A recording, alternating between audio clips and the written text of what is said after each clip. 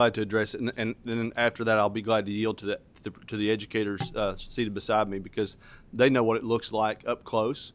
But from a basic perspective, they're currently evaluated every 3 years, and on a case by case basis, they can continue to evaluate a teacher annually or as the need may arise.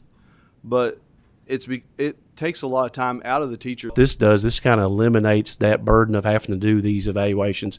In my district, it's 2 every 3 years. Every district kind of has their own thing, and that's not going to say that this bill will say that a district can't do them every year. It would depend on what the district wanted to do. The district can do any requirements they want. But this just says, as a state level, we're only going to require a tenured teacher to be observed once every 5 years. And because, I've got 27 teachers in my building, and I try to get in my classrooms every single day. So what happens is, when I'm doing evaluations on teachers who are doing their job the right way, it's basically checking the box. Now, on a new teacher, I'm going to be in there every single year. You're exactly right. But so this just kind of gives you the opportunity for a tenured teacher, an experienced teacher, a great teacher, a high flyer, just to kind of pop in their room and say, hey, you're doing a great job. Let's move on. We'll get you, next year. So, as a follow-up, Representative Truitt, so of those schools that are identified, I think, I guess 4 and 5 that are targeted based on the rating system. Am I?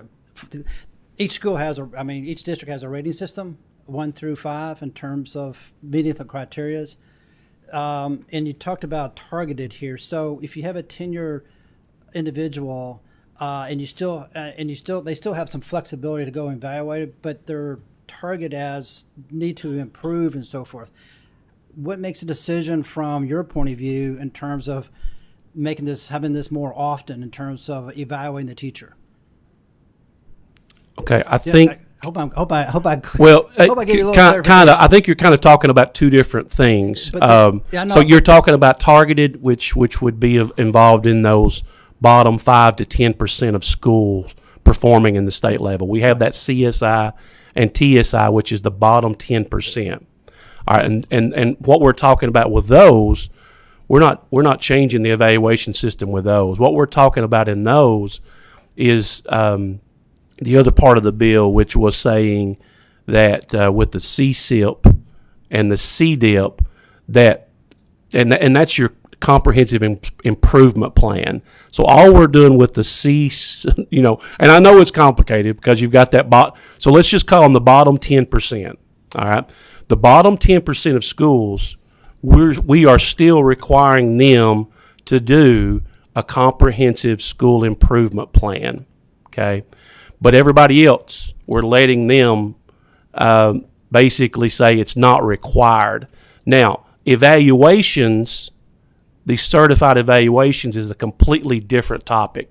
The evaluations take place in every school.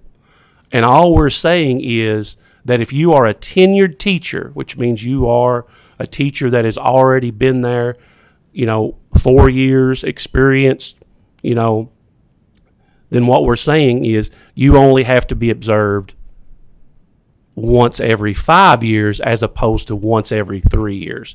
So it's removing 3 years and changing it to 5. But as a principal or as a district, you can do as many as you want. We're just saying at the state level, instead of 1 every 3, now it's 1 every 5. Does that clear that up a little bit? It does, but I see where you're coming from. Part of what I'm trying to wrestle with is that, to me, unless you have a really good argument coming back, it's like, to me, it relates in terms of the teacher with the performance of trying to identify those areas in terms of improving those plans. So those 4 and 5 rated, to me, has some impact on the teachers and trying to help them and assist them, because overall they need to have an improvement. So if you have that, from 3 to 5 years, that sort of delays I mean, I don't know if do you understand what I'm trying to get to? To me, it sort of relates, but I understand where you're coming from. It's two different issues, but then again, to me, it ties to a certain degree. I'll see if I can help. I think I know what you're coming at. So teachers are not just observed once every 3 years. Teachers are observed multiple times throughout the year. So the summative evaluation, which is the 3-hour type of time commitment, there's observations happening all the time. They're just not that formal. So in a school that is the lowest 10%, you're right. So the reason that they are a low 10% is because something's going on there. So Correct. Within that CSIP, within that school improvement plan, supporting teachers has to be part of that plan. Correct. So, your non-tenured teachers have to be observed at least 3 times their first 4 years, each year for 4 years. So you're seeing them, at least 12 times before they get tenured. In my district, we do observations every year, even if you're tenured, they just might not be summative evaluations. So you're still in classrooms.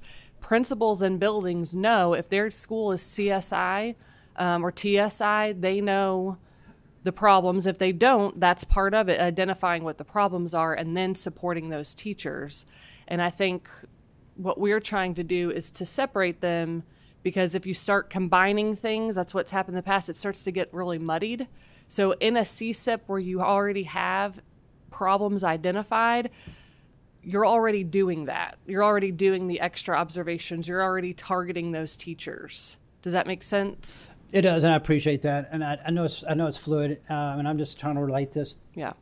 With the business that I run, Mm-hmm. and you've got fluid. There are some people that have been there for 5, 10, 11 years doing an excellent job.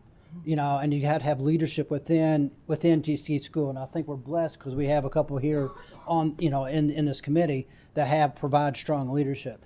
But also there are some folks who've been there for a long time that just like you scratch your head like, okay, what's going on? And so that's what I'm trying to address and see that they continue to be cultivated to support and get them to a level where it fills the role of the leadership of where the leadership wants to go, which is the bottom line, getting our kids in a better position for outcomes so they can thrive in society. That's where I was coming from. Now, Representative Fleming, and I think the things that you're talking about are being addressed with these schools that are CSI and TSI. Now, I'm lucky that I've never been identified as one of those schools, but I've talked to principals that have, and that's where KDE steps in. That's where Commissioner Fletcher steps in and says, hey, we're going to help these schools. We're going to come in there. We're going to kind of help you in issues that you need. That's the reason we're identifying them. We're identifying them because they need some help. And that's where KDE comes in and says, hey, let's offer you this. Let's do this. Let's do this. So they are getting those extra services. We're kind of talking about the entire system. And the CSI and TSI, we're not changing anything with them. They're getting everything they've been getting. And so, we're not touching those. We're just saying, hey, let's try to make it a little bit easier on some of these guys that's been doing it good. And I'll speak, going back to that comprehensive school improvement plan. For my school, it's about, no joke, it's about this thick. All right. So it's hours and hours and hours of trying to come up with different things.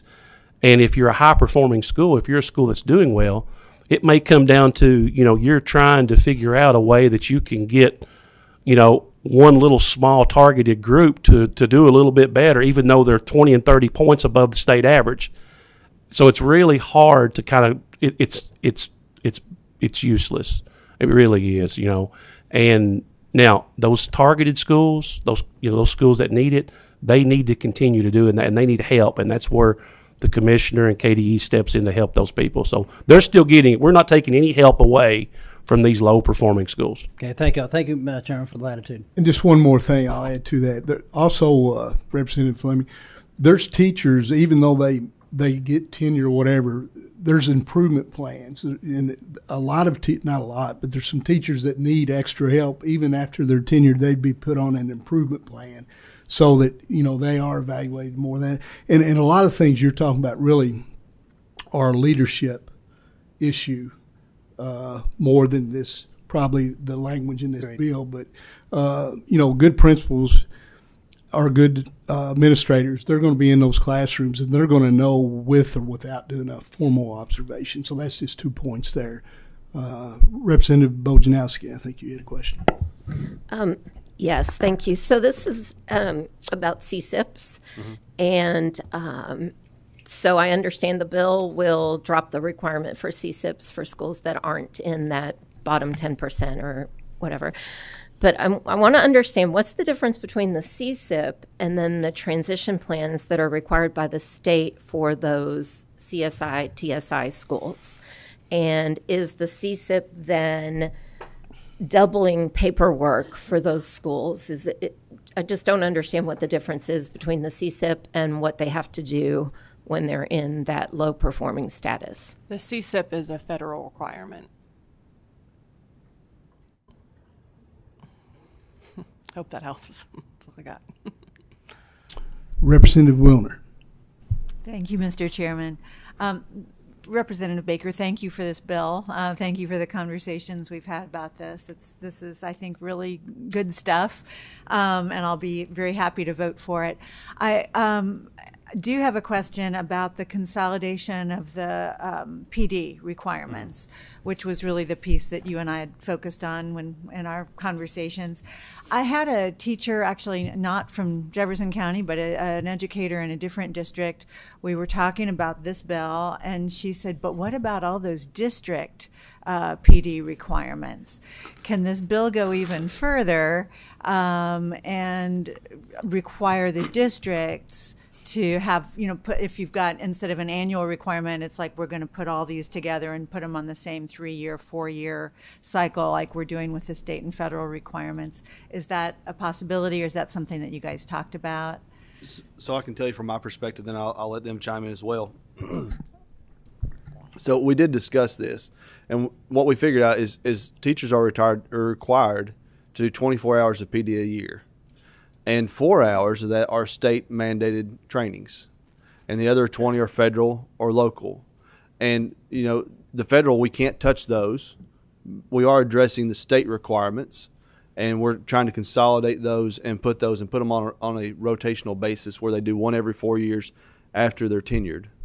But you're exactly right. What we found throughout this process and the conversations that we have with teachers and administrators, and as I said once again, is from across the state, it seems like oftentimes the local administrative burdens are as much or more than everything else. And if we're truly going to unleash our teachers to perform at their highest level and get the best performance out of their kids, we've got to free them up to teach. And one thing I heard last fall oftentimes is the legislature, the General Assembly, is responsible, constitutionally required, to provide for an efficient system of common schools. Now, in the efficient system of common schools, it's talking about financially, because it's a financial issue it's looking at there. But we can be more efficient in the time in the classroom and everything that we do.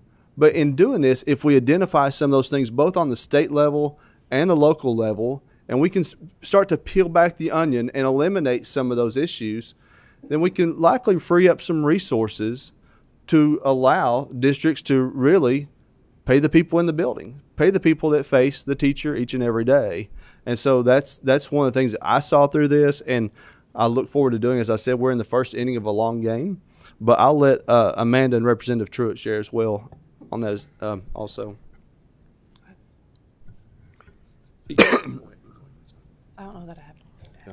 Well, the only thing that I want to add is it was a very eye-opening experience to me going through this and finding out what requirements were state mandated, federally mandated, and then going back and looking at, well, it's not state and federal mandated, so that means my district has mandated this. So through this, what I hope is that maybe it educates some of our teachers and some of our administrators, and they start looking at some of this and say, you know what?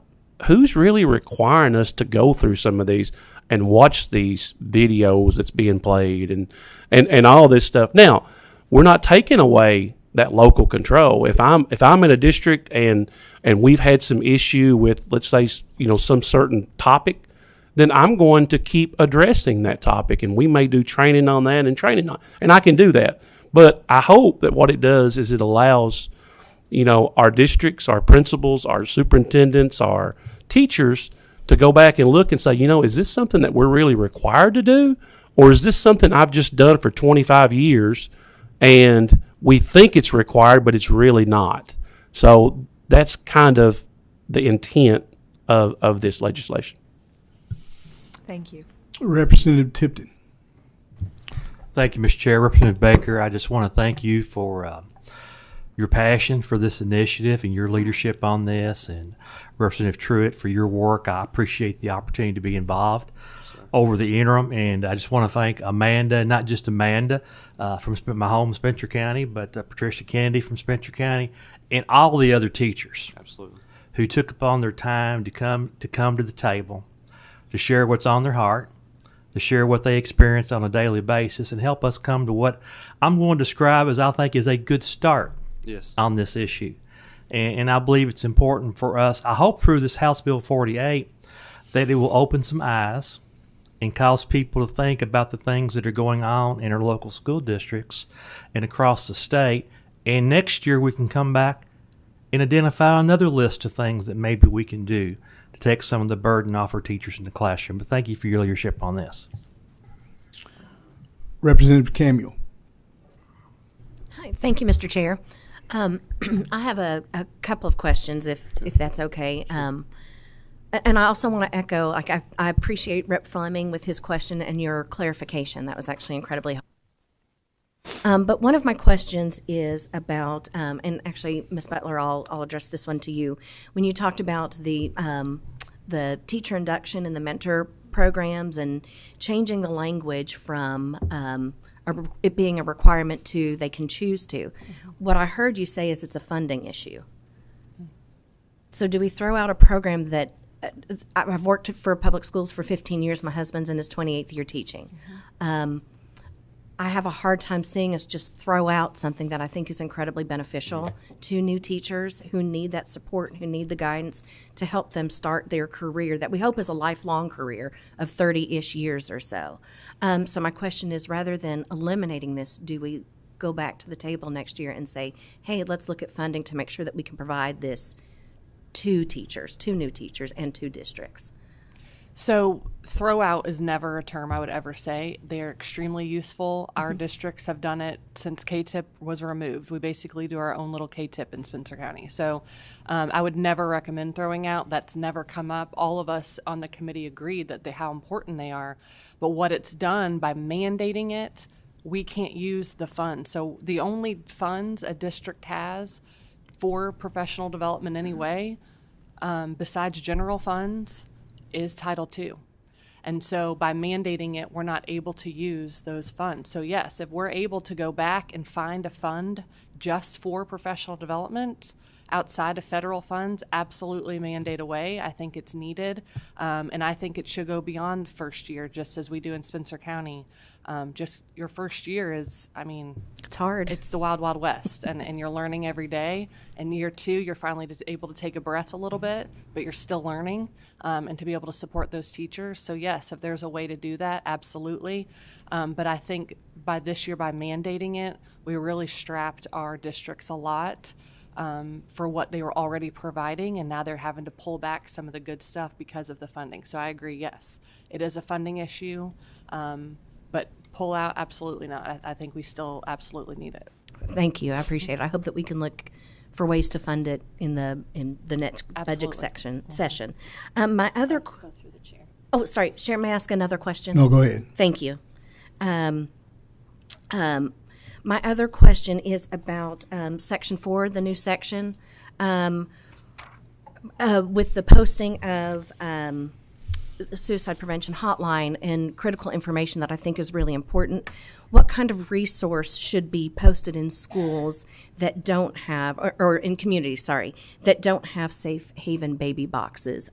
Unless, to the best of my knowledge, they're not in every community. Correct, and I'll let you know that language, along with some other language you'll see in there that we didn't address in the overview, is actually current statute. Okay. It was just stricken from other places and consolidated to one place to make it easier to follow. But that's a great question. That's something that has not been addressed. So obviously there's opportunities to address that in future legislation. That would be great. And I would love to talk about it at some point when you have a chance. So thank you. I appreciate it. Thank you, Mr. Chair. Seeing no other questions, I need a motion on the bill. I got a motion and a second. Landon, please call the roll. Representative Bojanowski. Yes, a brief comment on my vote. Go ahead. Okay. I only wish that I wouldn't have to do the bloodborne pathogens every year. I know everything I need to know about bloodborne pathogens, so thank you. I'd also like to say that's a federal requirement. Representative Braxer. Yes. Representative Emily Callaway. Yes. Representative Josh Callaway. Yes. Representative Camuel. Yes. Representative Mike Kleins. Yes. Representative Doan. Aye. Representative Fleming. Aye. Representative Grossberg. Permission to explain my vote? Go ahead. I am a strong yes and a co-sponsor on this. My wife is a 19th year teacher. I've been with her 17 and a half years, and not a week has gone by that I haven't heard about the content of this bill. And I hope this is the last time I have to hear about these expletive deleted summative evaluations. So I'm a very strong yes. Thank you. Representative Hale. Yes. Representative Jackson. Yes. Representative Proctor. Yes. Representative Rayborn. I would like to vote pass, and I would like to record my attendance, please. Yes, Representative. Representative Riley. Briefly explain my vote. Sure. Go ahead. Representative Baker, I really appreciate the work you've done on this. I know how much work it is, and with Representative Truitt and Representative Tipton, and this is a really good first step. Our overall goal is for students to learn and achieve, and the best way we can do that is by allowing teachers to teach. I'm a yes. Thank you.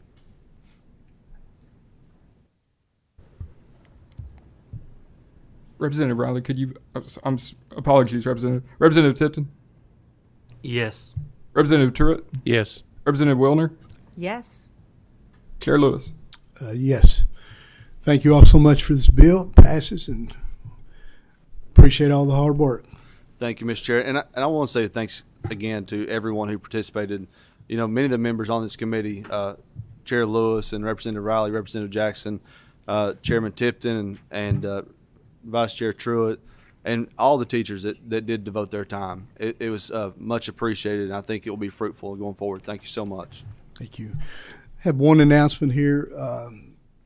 We're going to do office hours, open office hours every Wednesday after session. So if you'd like to come to room 367 with any questions, it'd be 367 office hours, and Representative Jackson's about to jump out of his chair for something. So go ahead. Well, I was going to brag on you, but I won't now. Thank you, Mr. Chairman. I do want to congratulate Chairman Lewis on his new position as chair of K-12. I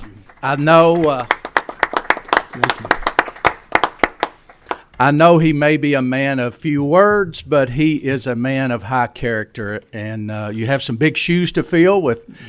Chairman Tipton did a great job. And he's moving on up to higher ed, but I do want to congratulate you and just let you know Representative Riley and I will be here to critique you each week, and we'll follow up with you and let you know what you need to do better, but congratulations again on your new role. Thank you. I appreciate that, and honored to be here. Office hours will start today. So we have a lot to talk about. I'm sure you all do too. So I will be available and look forward to the conversations. And if anyone doesn't have anything else, meeting's adjourned. Muddle through it.